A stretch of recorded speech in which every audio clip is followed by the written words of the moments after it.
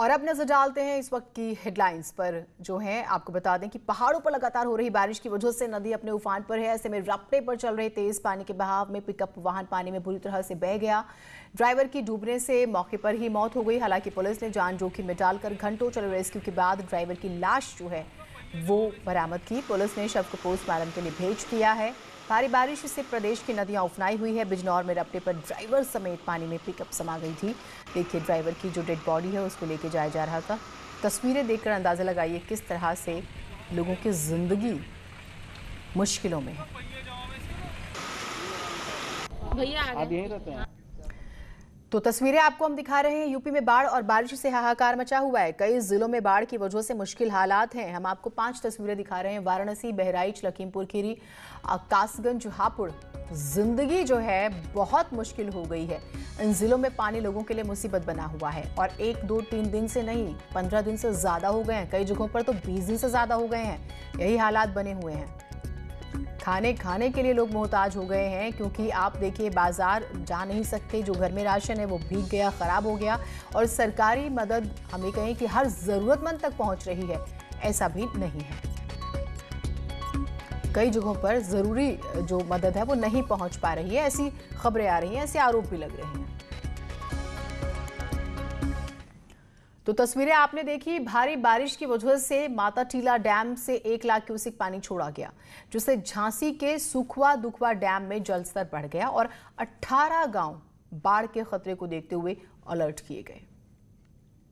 बाढ़ और बारिश से झांसी में भी खतरा बढ़ने लगा है। बांध ओवरफ्लो होने से लोगों की परेशानी बढ़ गई है। दरअसल माता टीला डैम से 1 लाख क्यूसेक पानी छोड़ा गया है। इसी को देखते हुए डीएम ने सुखवा दुखवा डैम का निरीक्षण किया और गांव वालों को 5 दिन अलर्ट रहने के लिए कहा। रात 3 बजे के आसपास लगभग 1,25,000 क्यूसेक की पानी माता टीला डैम से छोड़ा गया था, जिसका परिणाम है कि सुखमा दुखमा डैम ओवरफ्लो हो गया है। बताया जा रहा है कि बांध में पानी के ओवरफ्लो की वजह से 18 गांव प्रभावित हो सकते हैं, जिससे गांव वालों में डर का माहौल है। प्रशासन की ओर से अलर्ट के बाद गांव वालों को दूसरी जगह जाने की चिंता सता रही है। हालांकि प्रशासन ने हर संभव मदद का भरोसा दिलाया है।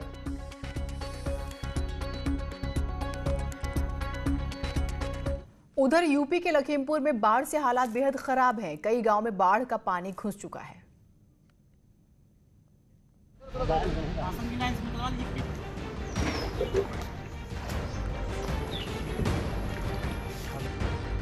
घर डूबे,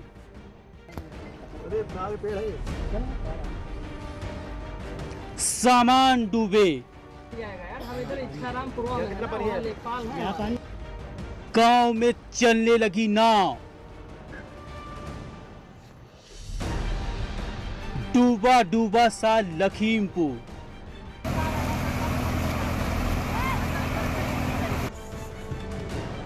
लखीमपुर में जहां नजर जाएगी आपको पानी ही दिखाई देगा। लखीमपुर खीरी में शारदा, घाघरा और करनाली नदी उफान पर है, जिसके चलते लखीमपुर खीरी के 5 तहसीलों के 170 गांव बाढ़ की चपेट में हैं। बाढ़ से जिले की 60,000 आबादी मुसीबत में है। न्यूज 18 संवाददाता मनोज शर्मा ने बाढ़ के हालातों को जानने के लिए ग्राउंड जीरो पर पहुंचे। हम ये दिखाना चाहेंगे, मेरे तो बाएं तरफ भी आप दिखाना चाहेंगे, बाएं तरफ भी पूरी तरीके से पानी भरा हुआ है। पानी बिल्कुल समुद्र की तरह नजर आ रहा है, लेकिन ये समुद्र नहीं, ये नदी नहीं, ये एक रास्ता है पूरी तरीके से जो भरा हुआ है। इस समय इनमें पानी 4 से 5 फुट पानी भरा हुआ है। कहीं ना कहीं लखीमपुर खीरी की 40,000 की आबादी बाढ़ से प्रभावित है। लोगों को दैनिक मर्रा की रोजमर्रा की चीजों के लिए काफी दिक्कत का सामना करना पड़ रहा है। वहीं जिले के सदर तहसील के कई गांव में बाढ़ का पानी घरों में घुस चुका है। जिले में 1200 एकड़ जमीन नदी में समा चुकी है और धान, गन्ने, दलहन की फसल को भारी नुकसान हुआ है। और पानी की बहुत दिक्कत है, बत्ती की दिक्कत है और आने जाने की दिक्कत है। एक सरकारी नांदा है, उसी पर आते जाते हैं। कितना कितना पानी घुसा हुआ है घरों में? घरों में हमारा ये ऊँचे पर है घर, और बाकी जांग भर करिहाव भर। बाढ़ की दिक्कत, हमारे पास नाव भी नहीं सर, और कोई व्यवस्था नहीं जो हम यहाँ से चले जाएं, बीमार पड़ जाएं तो भी परेशानी है, वैसे भी चलने से परेशानी है। सरकारी नाव तो मिला है? अरे एक नाव, लोग गांव के पूरे समाज लद जाते हैं, हम रह गए, अभी राशन नहीं ले पाए अपना खुद जो बटाए, हम इसलिए परेशान हैं। बताओ, देख रहे हो हमारी हालत। मिला है कि नहीं मिला? हमको कुछ नहीं मिला है। किट नहीं मिला? कुछ नहीं मिल पाया। बाढ़ के पानी में कहीं सांप दिख रहे तो कहीं मगरमच्छ। ग्रामीण दहशत में हैं। प्रशासन अपनी तरफ से मदद तो कर रहा, लेकिन वो मदद काफी नहीं। मनोज शर्मा, न्यूज़ 18, लखीमपुर। उधर गोंडा में घाघरा और सरयू के उफान से कई इलाकों में बाढ़ का पानी लोगों के लिए मुसीबत बन चुका है। देखिए जरा।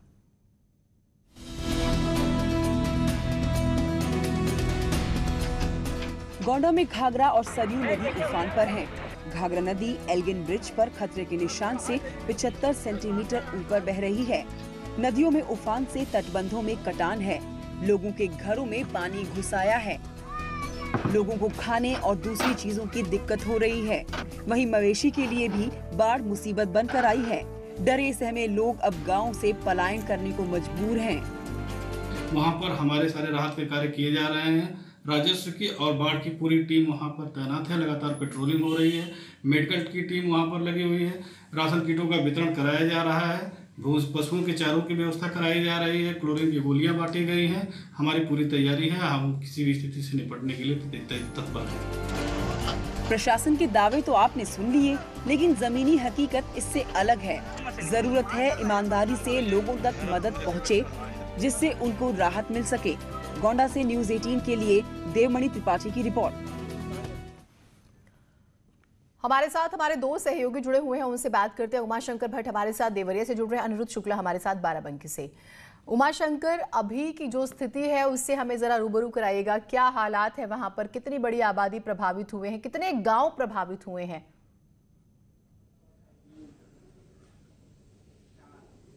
देखिए, अगर हम जिला प्रशासन की बात माने तो जिला प्रशासन के अनुसार जो है 5 गांव जो है मैरूंड है, लेकिन न्यूज़ 18 इस बात की पुष्टि करता है देवरिया जनपद के तकरीबन 2 दर्जन से अधिक ऐसे गांव हैं जो बाढ़ के पानी के चपेट में हैं और तकरीबन 50,000 से अधिक आबादी जो है बाढ़ के पानी से प्रभावित है।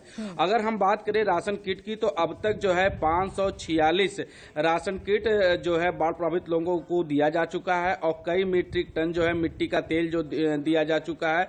इसके अलावा जो है जो बाढ़ प्रभावित गांव हैं उनके आसपास 40 से अधिक बोटें लगा दी गई है। लेकिन सबसे बड़ी जानकारी इसमें अपने दर्शकों को मैं दे दूं कि बरहत तहसील के जो तटवर्ती इलाके हैं वहां पे जो घाघरा नदी अपने रौद्र रूप में है। वर्तमान समय में घाघरा नदी जो है 1.5 मीटर ये खतरे के निशान से ऊपर बह रही है। तो जिला प्रशासन ने जो वहां पे नाव है उसको पूरी तरह से प्रतिबंध कर दिया गया है, क्योंकि आए दिन नाव से वहां पे हादसे हो रहे हैं। कल देवरिया जनपद में भी जो मऊ से कुछ लोग बरहज की तरफ आ रहे थे जिससे डेंगी नाव पलटी है। इसलिए पूरी तरह से जिला प्रशासन ने बरहज तहसील क्षेत्र का जो घाघरा नदी है जो खतरे के निशान से ऊपर बह रही है वहां पे जो है पूरी तरह से नाव का प्रतिबंध लगा दिया है। अब तक 42 कुंटल से अधिक जो है भूसा जो है किसानों को दिया जा चुका है, क्योंकि जो ये चारे हैं वो पूरी तरह से जलमग्न हो चुके हैं। इसलिए जानवरों को खिलाने के लिए चारा किसानों को उपलब्ध कराया जा रहा है। और एक तीसरी महत्वपूर्ण बात है कि जो एनडीआरएफ की टीम है वो बाढ़ प्रभावित गांव में दौरा कर चुकी है, क्योंकि जब जल स्तर कम होता है या जल स्तर हाई होता है तो कैसे आपात स्थिति में निपटे ग्रामीण, इसके लिए एनडीआरएफ लगातार उन लोगों को जानकारी दी है और एक टीम लगातार और एनडीआरएफ की देवरिया जनपद मौजूद है। इसके अलावा जो फ्लड पीएससी है वो भी लगा दी गई है। जी बिल्कुल, तो तैयारियों का भी आप जिक्र करें, लेकिन आपने बहुत महत्वपूर्ण जानकारी ये दी कि प्रशासन कहता है कि 5 गांव, लेकिन वास्तव में तो 2 दर्जन से ज्यादा गांव प्रभावित है। अनिरुद्ध हमारे साथ जुड़े हुए हैं। अनिरुद्ध, बाराबंकी के क्या हालात हैं?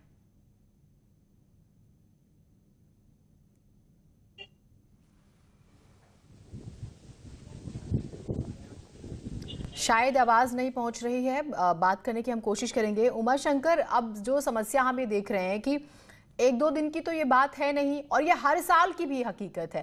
तैयारियां जो है क्या वाकई कोशिश की गई करने की या फिर कम पड़ गई? देखिए, सबसे पहले हम अपने दर्शकों को बता चलें कि देवरिया जनपद की अगर मैं बात करता हूं तो यहां से जो नदियां हैं वो घाघरा है, राप्ती है, सरयू है और छोटी गंडक और बड़ी गंडक, कुल मिला के जो है 5 नदियां हैं वो लगातार बाढ़ से यहां देवरिया जनपद को दस्त झेलना पड़ता है। अगर हम बाढ़ विभाग की बात करें तो देवरिया जनपद में तकरीबन 40 बंदे जो है वो सिंचाई विभाग के पास हैं और सभी बंदों की मरम्मत कराई जा रही है। हालांकि ये जो हम 5 गांव जिला प्रशासन बता रहे हैं ये सीधे जो है नदी के बगल में स्थित है, तो निश्चित तौर से यहाँ पे पानी तो घुसना ही है। और लेकिन जिला प्रशासन भी उन बाढ़ पीड़ितों के साथ लगातार मदद कर रहा है, राहत कार्य में जुटा हुआ है। लेकिन कुछ लोगों को ये मानना है कि जैसे हम बरहस तहसील का परसिया देवार गांव बात करें तो ये घाघरा नदी से तकरीबन 2 किलोमीटर दूर है, जो पार करके गांव में जाया जाता है। जिला प्रशासन के अधिकारी हों चाहे वहां के दैनिक मजदूर हों, वो लगातार 2 किलोमीटर जो है नदी पार के इस पार आते हैं और इस पार जाते हैं। तो वहां के लोगों का कहना है चूंकि वो जो गांव है वो मऊ जनपद से बहुत बात पूरी कीजिए, जो है गांव मऊ जिले से बहुत नजदीक है, तो वो गांव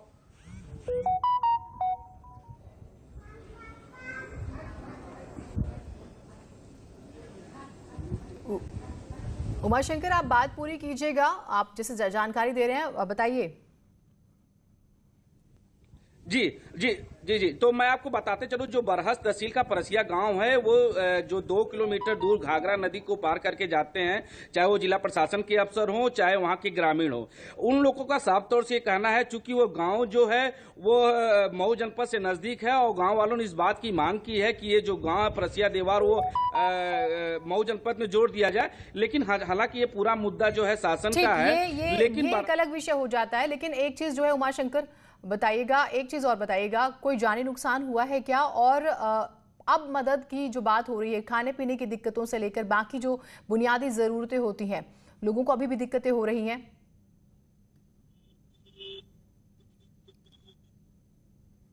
बाढ़ में सबसे बड़ी समस्या 3 चीजों की आ रही है। एक तो ट्रेवलिंग की आ रही है, दूसरा चारे की आ रही है, तीसरा जो है जो वहां से बाढ़ प्रभावित लोगों के लिए है वो खाने की व्यवस्था आ रही है।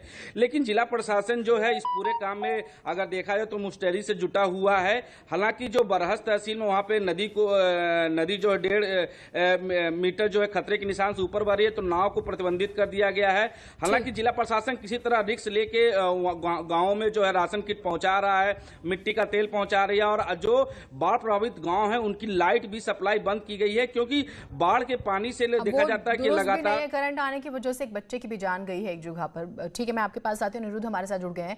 अनिरुद्ध, अगर आप मेरी आवाज सुन पा रहे हैं तो बाराबंकी के कितने गांव प्रभावित हुए हैं? वहां पर लोगों का जनजीवन किस तरह से बदहाल हुआ है? प्रशासनिक मदद का भी जिक्र कीजिएगा।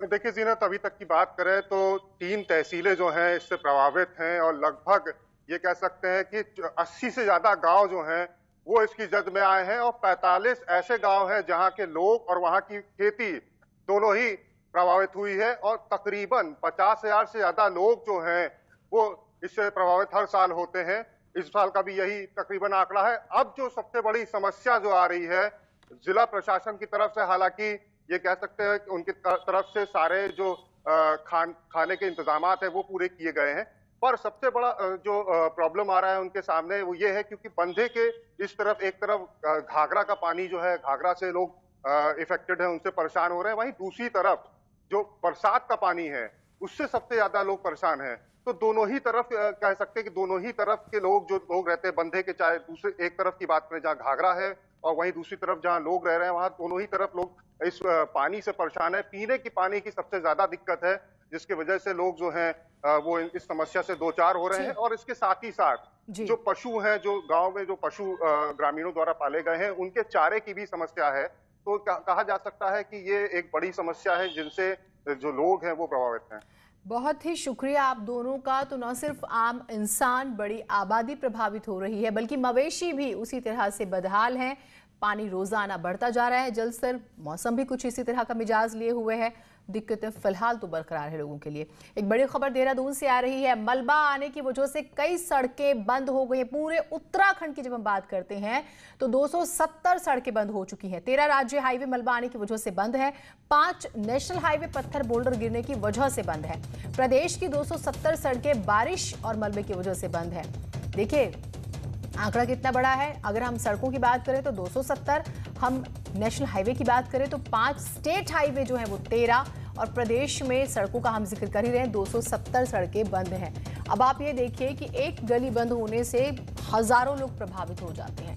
यहाँ नेशनल हाईवे, स्टेट हाईवे और जो आम सड़कें होती है सब बंद है। उस लिहाज से किस तरह से लोगों को दिक्कतें हो रही होंगी। जो जहां पे है वहीं का रह गया है, इस तरह की स्थिति हो गई है। कई मकान जमींदोज हो गए हैं। आप ये तस्वीरें देखिए, जान जोखिम में डालकर लोग कैसे बाइक की बाइक, गाड़ियां, बसें, यहां तक कि जेसीबी सब बहते हुए नजर आए। इस तरह की भी तस्वीरें आई हैं। उधर रामनगर के धनगढ़ी नाले में मूसलाधार बारिश की वजह से आए पानी में एक कार बह गई। बताया जा रहा है कि कार की बात करें तो इसमें 6 लोग सवार थे, जिन्हें ड्राइवर की सूझबूझ से स्थानीय लोगों ने बड़ी मुश्किल से बचाया। नाला उफान पर आने के बाद दोनों तरफ यात्री करीब 3 घंटे तक फंसे।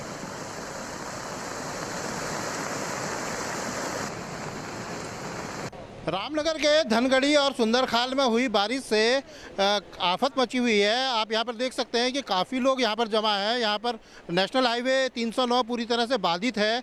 अभी हम पनोद नाले के पास हैं। यहाँ पर नेशनल हाईवे बाधित है और यहाँ पर काफ़ी लंबा जाम लग गया है दोनों ओर गाड़ियों का। इसके साथ ही मैं आपको बताना चाहूँगा कि धनगढ़ी नाले में इतना विकराल रूप ले लिया। अचानक से उसमें पानी आया, उसमें एक कार बह गई जिसमें बताया जा रहा है कि 5 से 6 लोग सवार थे, जिन्हें सुरक्षित निकाल लिया गया। गोविंद पाटनी, न्यूज 18, रामनगर।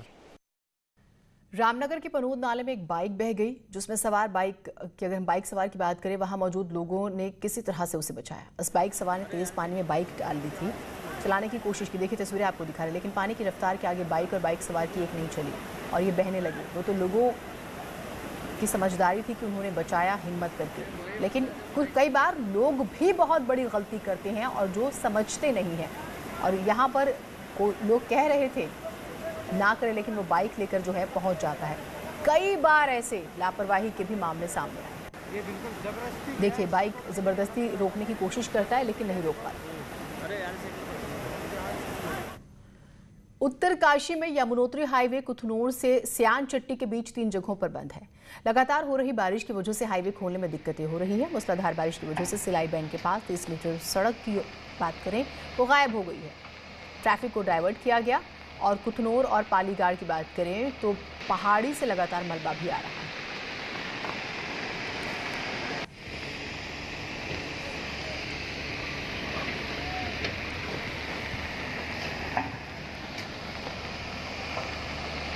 तो पहाड़ों से मलबा भी आप देख रहे हैं। 30 मीटर सड़क गायब हो गई है। यानी कि ये स्थिति है कि आप कहीं से गुजर रहे हैं और आपको पता नहीं कि जमीन धंस जाए या कहीं से कोई पहाड़ गिर जाए। बढ़ते कुछ और खबरों की तरफ। बलिया में एसडीएम अशोक चौधरी की लाठी चलाती तस्वीरें न्यूज 18 पर चलने के बाद मुख्यमंत्री ने कार्रवाई की है। एसडीएम को सस्पेंड कर दिया गया। बलिया में मास चेकिंग के दौरान लाठी चलाने वाले एसडीएम पर गाज गिर गई है।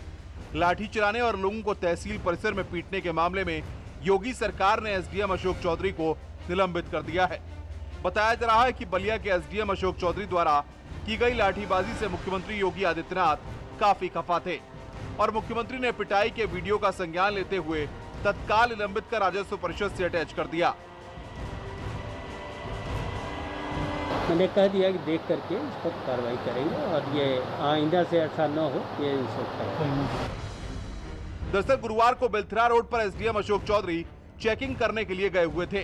इस दौरान मास्क के नाम पर चेकिंग के दौरान उन्होंने दुकानदारों और लोगों को बाहर निकाल कर लाठी डंडों से जमकर पीटा, जिसकी तस्वीरें वायरल हो गईं। इतना ही नहीं, दुकान में बैठे दुकानदार को दुकान से घसीटकर बाहर निकाला गया, जिससे दुकानदार घायल हो गया। कचहरी में आप कचहरी क्यों खोले हुए हैं? जब लोगों को वहां जाने की इजाजत नहीं है तो कचहरी बंद कर दीजिए। कचहरी में भी हमने देखा वकीलों के बस्ते पर भी जो लोग मास्क लगा के गए थे उनको भी दौड़ा कर पुलिस पीट। सोशल डिस्टेंसिंग और मास्क के नाम पर तहसील में आए लोगों को दौड़ा कर पीटा गया। बुजुर्गों को भी नहीं बख्शा गया। तहसील के बाहर स्थित दुकानों पर मौजूद कारोबारियों को भी दुकान से निकाल कर पीटा गया। इस दौरान एसडीएम तो लाठियों से पीटते ही रहे, उनके साथ मौजूद पुलिस वालों ने भी जमकर लाठियां बरसाईं। कई दुकानदारों को इससे चोट आई, एक का तो हाथ ही टूट गया। एसडीएम के गार्डों ने भी आम लोगों को जमकर पीटा था। Team news 18।